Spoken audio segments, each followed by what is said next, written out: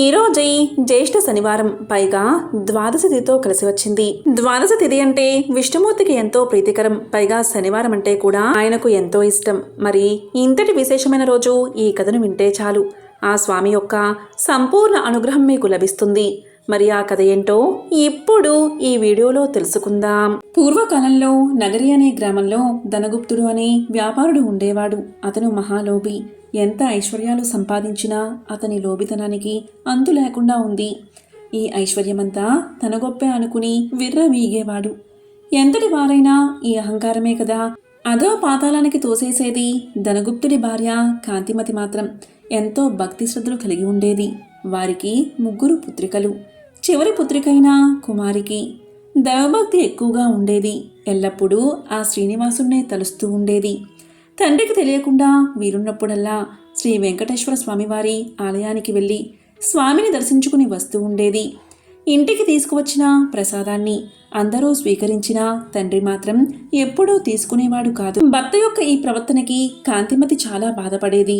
ఒకరోజు కుమారి తన స్నేహితుల ఇంట శ్రీ వెంకటేశ్వర వ్రతం జరుగుతున్నదని తెలుసుకుని తాను కూడా వ్రత కథను వినాలని వెళ్ళింది. వ్రతం పూర్తయ్యేసరికి మిట్ట మధ్యాహ్నమైంది. ప్రసాదం తాను స్వీకరించి కొంచెం పొట్లంగా కట్టించుకుని ఇంటికి బయలుదేరింది. మార్గమధ్యానికి వచ్చేసరికి ఎండ తీవ్రత ఎక్కువైపోయింది. ఎక్కడైనా కొంచెం దాహం తీర్చుకుందామని అనుకోగాని ఆ పక్క వీధిలోనే తన తండ్రి అంగడి ఉందని గుర్తుకు వచ్చింది. ఆ అంగడికి వెళ్ళి ఆ వ్రతం గురించి తండ్రికి చెప్పకుండా నీళ్లు అడిగి తాగింది. తండ్రి కోపగించుకుంటాడు అనే భయంతో కంగారుగా దాహం తీర్చుకుని వడివడిగా ఇంటిదారి పట్టింది.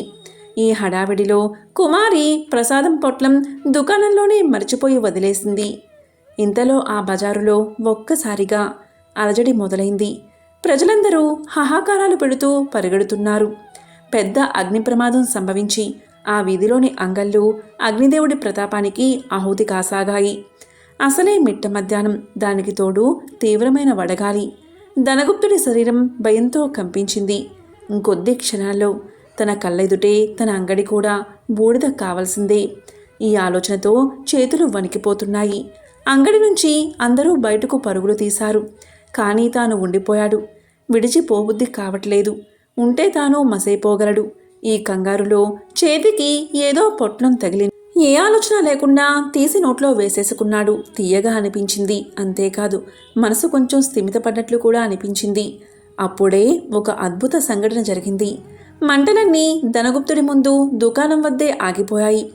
ఒక్క నిప్పురవ్వ కూడా తన దుకాణంపై పడలేదు. ఏమీ ఈ విచిత్రం, ఏమీ ఈ మాయ? ధనగుప్తుడి నోటి మాట రాలేదు. ఇంతలో ఈ వీధిలో అగ్ని ప్రమాదం జరిగిందని ఇంటిలో తెలిసి భార్య కాంతిమతి కుమార్తెలతో సహా భయ ఆందోళనతో ఆ శ్రీనివాసున్నే ప్రార్థిస్తూ అక్కడికి వచ్చారు. అంగడి వరకు వచ్చిన మంటలు పక్కనే ఉన్న అంగడి వద్దే ఆగిపోవడం చూసి ఎంతో ఆశ్చర్యపోయారు. అప్పుడు కుమార్తెకు తాను అంగడిలో మర్చిపోయిన పొట్లం గుర్తుకు వచ్చింది. ధనగుప్తుడు అంతకుముందు తాను తిన్నది ఆ పొట్లంలోనే ప్రసాదంగా గ్రహించాడు. కుమారి ఆ పొట్లం శ్రీ వెంకటేశ్వర స్వామివారి ప్రసాదమని తాను వ్రతంలో పాల్గొనడం అంతా వివరించింది. తాను స్వీకరించిన ఆ ప్రసాద మహత్యం వల్లే తానా ప్రమాదం నుంచి బయటపడినట్లు ధనగుప్తుడు గ్రహించాడు. శ్రీవారిని క్షమించమని చెంపలు వేసుకున్నాడు. సాయంకాలమే ఊరి వారందరినీ పిలిచి శ్రీ వెంకటేశ్వర వ్రతకల్పం భక్తి శ్రద్ధలతో ఆచరించాడు. అప్పటినుంచి ఆ వర్తకుడు పూర్తిగా స్వామివారి సేవలకే శేష జీవితాన్నంతా గడిపి చివరికి ముక్తిని పొందాడు. కేవలం ప్రసాదాన్ని స్వీకరించినంత చేతనే ఎంత ఆపద నుంచి బయటపడ్డాడో చూశారు కదా. ఈ వెంకటేశ్వర వ్రతమహత్యం అంతటి అద్భుతమైనది. మీరందరూ వీలున్నప్పుడల్లా ఈ వ్రతాన్ని ఆచరించి శ్రీనివాసుడి కృపకు పాత్రులు కావాల్సింది అని భరద్వాజుల వారు అనుగ్రహించారు. గోవిందా గోవిందా గోవిందా. ప్రహ్లాద వరద గోవింద గోవింద, అంబరీష వరద గోవింద గోవింద అని మనం వింటూ ఉంటాం. ప్రహ్లాదుడిలాగే అంబరీషుడు కూడా గొప్ప విష్ణు భక్తుడు. ఈ కథ భాగవత పురాణంలోనిది. అంబరీషుడు ఇక్ష్వాకు వంశానికి చెందిన మహారాజు. రాజర్షిగా పేరు పొందాడు. ఇతను అభాగుని కుమారుడు. సద్గుణ శ్రేష్ఠుడైన ఈ అంబరీషుడు నిరంతరం విష్ణు సేవా తత్పరుడై అశ్రద్ధ అలసత్వము లేకుండా ఈ భూమిని పరిపాలించాడు. ఈయన సుగుణాల గురించి, భక్తి మహిమ గురించి భాగవతంలో నవమ స్కందంలో వ్యాస భగవానులు వివరించారు. అంబరీషుడి మనసు ఎప్పుడూ కూడా ఆ శ్రీహరి పాద పద్మాలపైనే, వాక్కు ఆ పరమాత్మ నామ సంకీర్తనలోనే, చేతులు విష్ణు మందిరాన్ని శుభ్రం చేయడంలోనే, చెవులు ఆ శ్రీహరి కథా శ్రవణంలోనే, చూపులు ఆ గోవిందుని మోహన రూపాన్ని చూడడంపైనే, తల కేశవునికి మొక్కడంపైనే, కోరికలు శ్రీహరి సేవ కొరకే లగ్నమై ఉండేవి. ఒక సంవత్సరం ఆ అంబరీష మహారాజు భార్యతో కలిసి ద్వాదశి వ్రతాన్ని చెయ్యదలిచాడు. ఈ వ్రతంలో ఏకాదశి నాడు ఉపవాసాన్ని ప్రారంభించి 1 సంవత్సరం పాటు దీక్షలో ఉండి ద్వాదశి ప్రారంభంలో దీక్ష విరమించి తరువాత తన ప్రజలందరికీ అన్నదానం చెయ్యాలి. అంబరీష మహారాజు ఆ విధంగానే ఉపవాసముండి కాలింది జలాలలో స్నానం చేసి మధువనంలో మహాభిషేకం చేసి అందమైన గంధ పుష్ప అక్షింతలు స్వామికి సమర్పించి పూజకు పనికి వచ్చే అత్యుత్తమమైన పుష్పాలతో పూజ చేశాడు. వ్రత సమాప్తి సందర్భంగా వేదవేత్తలైన బ్రాహ్మణులకు మంచి రుచికరమైన భోజనం పెట్టి 60 కోట్ల గోవులను దానమిచ్చాడు. అంబరీష మహారాజు దానాలు చెయ్యడం ముగిశాక తాను పారణ అంటే ఉపవాస విరమణ చెయ్యబోతూ ఉండగా తేజోమయుడు, వేదాలను విశ్లేషించగలిగినవాడు, ఉత్తమ తపశ్శక్తి సంపన్నుడు, ప్రకాశవంతుడైన దూర్వాసుడు అక్కడికి వచ్చాడు. అంబరీషుడు ఆ మునికి ఆసనమిచ్చి పాదాలు కడిగి పూజించి యోగక్షేమాలు అడిగి భోజనం చెయ్యమని నమస్కారం చేశాడు. అంబరీషుడు చేసిన అతిథి సత్కారాలకు దూర్వాసుడు ఎంతో సంతోషించి భోజనానికి అంగీకరించి స్నానానికి కాలింది జలాల వద్దకు వెళ్ళాడు. దూర్వాసుడు అక్కడ ధ్యానం చేస్తూ రావడం మర్చిపోయాడు. ఇక్కడ అంబరీష మహారాజు ద్వాదశి గడియలు దాటిపోతున్నందున వ్రతభంగం అవుతుందేమో అని భయపడి పండితులతో ద్వాదశి దాటే లోపల పారణ చెయ్యాలి, అతిథికి అపరాధము జరగకుండా వ్రతభంగం కాకుండా ఉపాయాన్ని ఆలోచించి చెప్పండి అన్నాడు. అప్పుడు పండితులు, రాజా, శుద్ధ జలము కొంచెం సేవిస్తే ఉపవాస విరమణ చేసినట్లే, భోజనం చేయకుండా అతిథి గురించి వేచి ఉన్నట్లు అవుతుంది, కాబట్టి మీరు నీరు తీసుకోండి, అది ధర్మసమ్మతమే అని సమాధానం చెప్పారు. అంబరీషుడు పండితులు చెప్పినట్లే నీరు తీసుకుని దుర్వాసుని కోసం ఎదురు చూశాడు. తరువాత స్నానం చేసి తిరిగి వచ్చిన దుర్వాసుడు తన దివ్య దృష్టి ద్వారా జరిగిన విషయాన్ని గ్రహించి రాజు మాట తప్పినందుకు ఆగ్రహానికి గురయ్యాడు. దూర్వాస ముని కోపం గురించి అందరికీ తెలిసిందే కదా. అంబరీషుడు నీటిని తాగిన మరుక్షణమే దూర్వాసుడు స్నాన జపాదులు పూర్తి చేసుకుని అక్కడకు వచ్చాడు. వచ్చిన వెంటనే ఆ ముని మహారౌద్రాకారంతో కళ్ళ వెంట నిప్పులు కక్కుతూ, ఓరి మదాంత, నన్ను భోజనానికి రమ్మని నేను రాకుండానే నువ్వు ఎలా భోంచేశావు? ఎంత దుర్మార్గము, ఎంత నిర్లక్ష్యము, ఎంతటి ధర్మ పరిత్యాగివి! అతిథికి అన్నం పెడతానని ఆశ చూపి పెట్టకుండా తాను భోజనం చేసేవాడు మలభక్షకుడవుతాడు. అలాంటి అధముడు మరుజన్మలో పురుగై పుడతాడు. నువ్వు భోజనానికి బదులు నీటిని తాగావు, అది కూడా భోజనంతో సమానమే. నీవు అతిథిని విడిచి భోంచేశావు కాబట్టి నీవు నమ్మక ద్రోహుడివే అవుతావు. హరిభక్తుడు నువ్వు ఎలా అవుతావు? నన్ను నువ్వు అవమానించడం శ్రీహరిని అవమానించినట్లే. నీ వంటి హరినిందాపరుడు ఇంకొకడు లేడు. నీవు ఏ విధంగా పవిత్ర రాజకుటుంబంలో పుట్టావు, నీ వంశం కలంకము కాలేదా అని కోపంతో నోటికి వచ్చినట్లు తిట్టాడు. అంబరీషుడు ముని కోపానికి గడగడా వణుకుతూ ముకులిత హస్తాలతో, మహానుభావా, నేను ధర్మహీనుణ్ణి, నా అజ్ఞానం వల్ల నేనీ కార్యాన్ని చేశాను, నన్ను రక్షించండి. బ్రాహ్మణులకు శాంతే ప్రధానము, మీరు తపోధనులు, దయా దాక్షిణ్యాలు కలవారు, కాబట్టి నన్ను కాపాడండి అని అతని పాదాలపై పడ్డాడు. దయలేని దుర్వాసుడు అంబరీషుని తలను తన ఎడమ కాలితో తన్ని దోషికి శాపం ఇవ్వకుండా ఉండకూడదు. నీవు మొదటి జన్మలో చేపగాను, రెండవ జన్మలో తాబేలుగాను, మూడవ జన్మలో పందిగాను, నాలుగవ జన్మలో సింహంగాను, ఐదవ జన్మలో వామనుడుగాను, ఆరవ జన్మలో క్రూరుడువైన బ్రాహ్మణుడుగాను, ఏడవ జన్మలో మూఢుడు అయిన రాజుగాను, ఎనిమిదవ జన్మలో రాజ్యం కాని సింహాసనం కాని లేనట్టి రాజుగాను, తొమ్మిదవ జన్మలో పాషాండ మతస్థుడిగాను, పదవ జన్మలో పాప బుద్ధిగల దయలేని బ్రాహ్మణుడుగాను పుడతావుగాక అని వెనుక ముందు ఆలోచించక శపించాడు.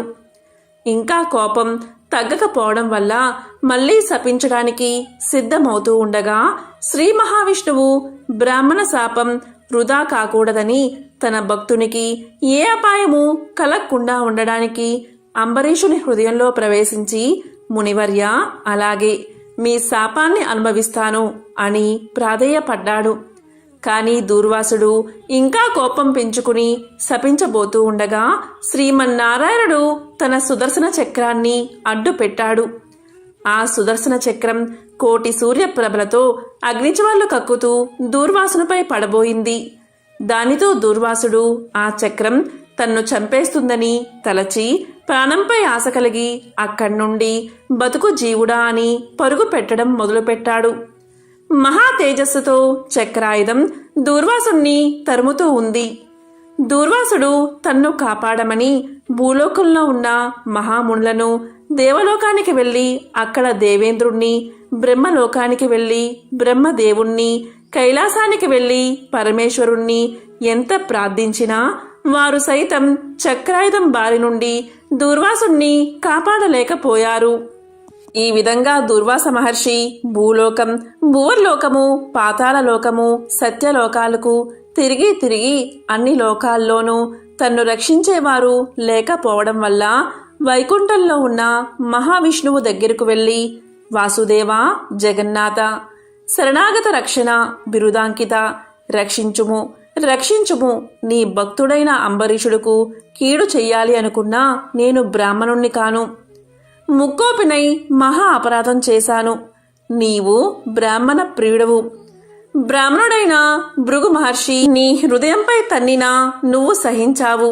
ఆ కాలి గురుతు నేటికి నీ వక్షస్థలమందుంది.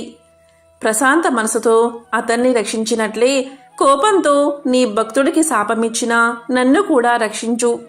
శ్రీహరి, నీ చక్రాయుధము నన్ను చంపడానికి వస్తుంది అని దూర్వాసుడు శ్రీమన్నారాయణుణ్ణి పరిపరి విధాలా ప్రార్థించాడు.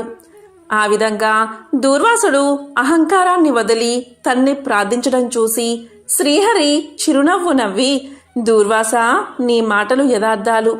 నీ వంటి తపోధనులు నాకు అత్యంత ప్రియులు. నీవు బ్రాహ్మణ రూపంలో పుట్టిన రుద్రుడవు. నిన్ను చూసిన వారు 3 లోకాలయందు భయపడకుండా ఉంటారా? నేను త్రికరణములచే బ్రాహ్మణులకు మాత్రం ఎట్టి హింస కలిగించను. ప్రతి యుగంలోనూ గో, దేవ, బ్రాహ్మణ, సాధు జనంబులకు సంభవించే ఆపదలను పోగొట్టడానికి ఆయా పరిస్థితులకు తగిన రూపం ధరించి దుష్ట శిక్షణ, శిష్ట రక్షణ చేస్తాను. నీవు అకారణంగా అంబరీషుణ్ణి శపించావు. నేను శత్రువుకైనా మనోవాక్కాలయందు కూడా కీడు తలపెట్టను. నా భక్తుడైన అంబరీషుడు ధర్మయుక్తంగా ప్రజాపాలన చేస్తూ ఉన్నాడు. కాని అతన్ని అనేక విధాలా నీవు దూషించావు. నీ ఎడమ పాదంతో తన్నావు.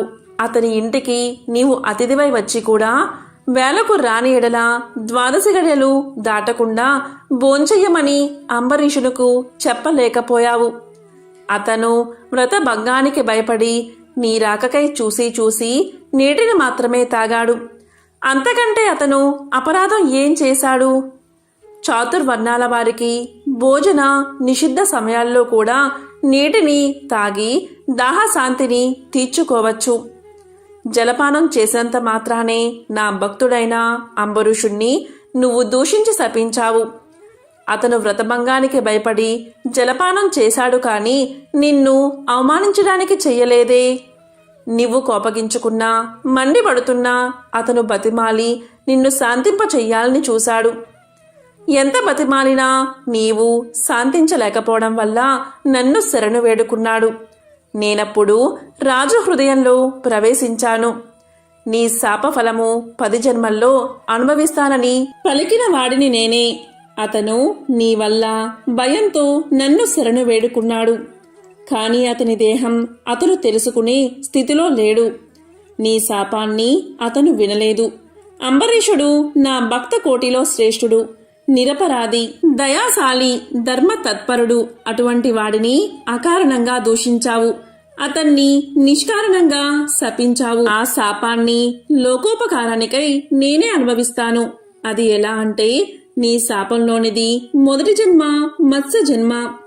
నేనీ కల్పంలో మనువును రక్షించడానికి సోమకుడు అనే రాక్షసుణ్ణి చంపడానికి మత్స్య రూపం ఎత్తుతాను. మరికొంత కాలానికి దేవదానవులు క్షీరసాగరాన్ని మదించడానికి మందర పర్వతాన్ని కవ్వంగా చేస్తారు. ఆ పర్వతాన్ని నీటిలో మునగకుండా కూర్మ రూపంలో నా వీపున మోస్తాను. వరహ జన్మ ఎత్తి హిరణ్యాక్షుణ్ణి వధిస్తాను. నరసింహ జన్మ ఎత్తి హిరణ్యకశిపుణ్ణి చంపి ప్రహ్లాదుణ్ణి రక్షిస్తాను. బలిచే స్వర్గం నుండి పారద్రోలబడిన ఇంద్రునకు తిరిగి స్వర్గాన్ని అప్పగించడానికి వామన రూపమెత్తి బలిచక్రవర్తిని పాతాళ లోకానికి తొక్కి వేస్తాను. భూభారం తగ్గించడానికి క్షత్రియులను చంప బ్రాహ్మణ్ణై జన్మించి భూభారాన్ని తగ్గిస్తాను. లోక కంటకుడైన రావణుణ్ణి చంపి లోకోపకారం చేయడానికి రఘువంశమున రాముణ్ణై జన్మిస్తాను. తర్వాత యదువంశమున శ్రీకృష్ణుడిగాను, కలియుగమున బుద్ధుడుగాను, కలియుగాంతమున విష్ణు చిత్తుడు అనే బ్రాహ్మణుడి ఇంట కల్కి అనే పేరుతో జన్మించి అశ్వాన్ని అధిరోహించి తిరుగుతూ బ్రహ్మద్వేషులందరినీ మట్టు పెడతాను. నీవు అంబరీషునకు శాప రూపంలో ఇచ్చిన 10 జన్మలను ఈ విధంగా పూర్తి చేస్తాను. ఎవరైతే నా దశావతారాలను సదా స్మరిస్తారో అలాంటి వారి సమస్త పాపాలను హరింపచేసి వైకుంఠ ప్రాప్తిని నొసంగుతాను. ఇది ముమ్మాటికి తథ్యము అని విష్ణు భగవానుడు దూర్వాసుడికి తెలియచేశాడు. ఓ దూర్వాస మహర్షి, అంబరీషుడు నీ గురించి ఆలోచిస్తూ గొప్ప తపస్సాలి, విప్రోత్తముడు అయిన దుర్వాసుడు నా మూలంగా ప్రాణ సంకటం పొందుతున్నాడు. అయ్యో, నేను బ్రాహ్మణ హంతకుడు అయ్యానే అని ఎంతో బాధపడుతున్నాడు. నీవు వెంటనే అంబరీషుని దగ్గరకు వెళ్ళు. దీనివల్ల మీ ఇద్దరికీ శాంతి లభిస్తుంది అని విష్ణువు దూర్వాసుడికి నచ్చచెప్పి అంబరీషుని వద్దకు పంపాడు. వెంటనే దూర్వాసుడు శ్రీమన్నారాయణుడి దగ్గర సెలవు తీసుకుని తన్ను వెన్నంటి తరుముతున్న విష్ణు చక్రాన్ని చూసి భయపడుతూ తిరిగి మళ్లీ భూలోకానికి వచ్చి అంబరీషుని దగ్గరకు వెళ్లి, అంబరీష, ధర్మపాలక, నా తప్పు క్షమించి నన్ను రక్షించు. నీకు నాపై గల అనురాగంతో ద్వాదశి పారాయణకు నన్ను ఆహ్వానించావు. కాని నిన్ను కష్టాల పాలు చేసి వ్రతభంగం చేయించి నీ పుణ్యఫలాన్ని నాశనం చెయ్యాలి అనుకున్నాను. అందువల్లే నా దుర్బుద్ధి నన్నే వెంటాడి నా ప్రాణాలు తీయడానికే సిద్ధమైంది. నేను విష్ణువు దగ్గరకు వెళ్లి ఆ విష్ణు చక్రం వల్ల ఆపద నుండి రక్షించమని ప్రార్థించాను. ఆ పురాణ పురుషుడు నాకు జ్ఞానోదయం చేసి నీ వద్దకు వెళ్ళమని సలహా ఇచ్చాడు. నీవే నాకు శరణ్యము అని అనేక విధాలుగా అంబరీషుణ్ణి దూర్వాసుడు వేడుకున్నాడు. అంబరీషుడు శ్రీమన్నారాయణ్ణి ధ్యానించి, ఓ సుదర్శన చక్రమా, నీకివే నా మనఃపూర్వక వందనాలు. ఈ దూర్వాసముని తెలిసో తెలియకో తొందరపాటుగా ఈ కష్టాలను కొని తెచ్చుకున్నాడు. అయినా ఇతడు బ్రాహ్మణుడు కాబట్టి ఇతన్ని చంపవలదు. ఒకవేళ నీ కర్తవ్యం నిర్వహించాలి అనుకుంటున్నావేమో, ముందు నన్ను చంపి తర్వాత ఈ దూర్వాసుని చంపు. నీవు శ్రీమన్నారాయణుడి ఆయుధానివి, నేను శ్రీమన్నారాయణుడి భక్తుడను. నాకు శ్రీమన్నారాయణుడు ఇలవేల్పు దైవం. కాబట్టి దయచేసి ఈ ముని పుంగవుడికి ఏ అపాయము కలగకుండా రక్షించు అని ప్రార్థించాడు అంబరీషుడు సుదర్శన చక్రాన్ని.